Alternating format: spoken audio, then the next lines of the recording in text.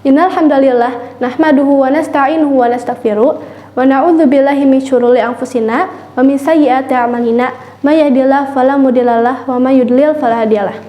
Asyhadu an la ilaha illallah wa asyhadu anna Muhammadan abduhu wa rasuluh alladzi la nabiyya ba'da amma ba'du. Pertama-tama dan yang paling utama, mari kita panjatkan puji serta syukur kita kehadirat Allah Subhanahu wa taala yang telah memberi kita beribu-ribu kenikmatan yang diantaranya nikmat iman, nikmat Islam, serta nikmat yang sering kita lupakan yakni nikmat sehat dan juga nikmat sempat. Salawat serta salam marilah kita curah limpahkan kepada junjungan kita yakni Habibana wa Nabiyana Muhammad sallallahu alaihi wasallam yang telah membawa ajaran Islam dari zaman jahiliyah menuju zaman Islamiyah. Berdirinya saya di sini adalah untuk menyampaikan materi mengenai memudahkan orang lain agar dimudahkan oleh Allah Subhanahu wa taala. Seluruh orang di dunia ini pasti ingin mendapatkan kemudahan dalam menjalani segala urusannya. Jalannya berliku-liku, ada yang menggunakan cara yang benar, ada juga yang menggunakan cara yang salah. Yang pastinya ketika kita menggunakan cara yang salah, kita akan mendapatkan kesengsaraan. Begitu juga sebaliknya, ketika kita menggunakan cara yang benar, ujung-ujungnya kita akan mendapatkan kebahagiaan walaupun cara itu sulit. Rasulullah Shallallahu Alaihi Wasallam selalu mengajarkan kepada kita untuk selalu ada di jalan yang benar dalam menghadapi segala urusan kita.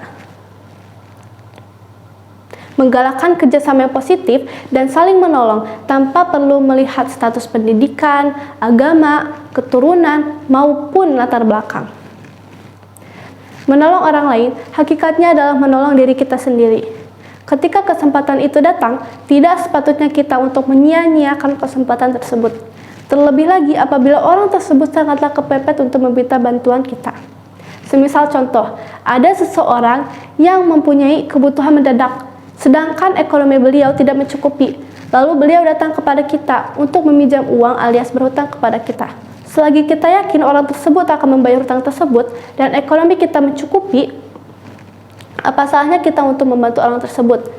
Bayangkan bagaimana jika kita sedang ada di posisi orang tersebut, sedangkan tidak ada satu orang pun yang menolong kita. Di saat itulah, bantuan kita akan sangat berharga bagi mereka. Bila kita membiasakan diri untuk menolong orang lain, yakinlah suatu saat akan ada pertolongan dari Allah Subhanahu wa taala yang akan menanti. Bukan hanya tentang hutang, Allah Subhanahu wa taala sangat menyukai kita apabila kita selalu membantu orang fakir, miskin, yatim, tetangga yang kekurangan, korban bencana, para pengungsi, membantu dengan materi maupun non-materi, semuanya pasti akan dibalas. Hidup ini berlaku hukum keadilan.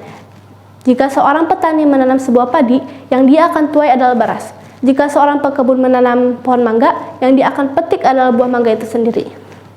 Ini adalah hukum alam yang tidak akan terbantahkan. Jika ada seseorang yang jahat, maka dia akan mendapatkan konsekuensinya. Ketika seseorang baik, dia akan mendapatkan balasannya. Semua di dunia ini akan mendapatkan dampaknya. Sesuai dengan firman Allah Subhanahu wa taala dalam Quran surat Ar-Rahman ayat 60. A'udzubillahi minasyaitonirrajim. Hal jazaa'ul ihsani illal ihsan, yang artinya tidak akan ada balasan bagi kebaikan kecuali kebaikan pula. Jadi pada kesimpulannya, apabila kita ingin dimudahkan urusannya, baik urusan di dunia maupun di akhirat, kita harus menolong, membantu, dan memudahkan urusan orang lain. Apabila orang membutuhkan pertolongan, maka bantulah. Apabila orang kesusahan, maka mudahkanlah. Apabila ada orang yang keberatan, maka ringankanlah. Semoga pertolongan kita kepada orang lain di hari ini akan menjadi cara bagi Allah Subhanahu wa taala menolong kita di lain hari. Janji Rasulullah Shallallahu alaihi wasallam dalam hadisnya, barang siapa yang melepaskan kesulitan dari kesusahan di dunia, niscaya Allah akan melepaskan kesulitan dari kesusahan di akhirat nanti. Barang siapa yang memudahkan urusan manusia dari kesulitan di dunia, niscaya Allah akan mudahkan urusannya di dunia dan juga di akhirat nanti.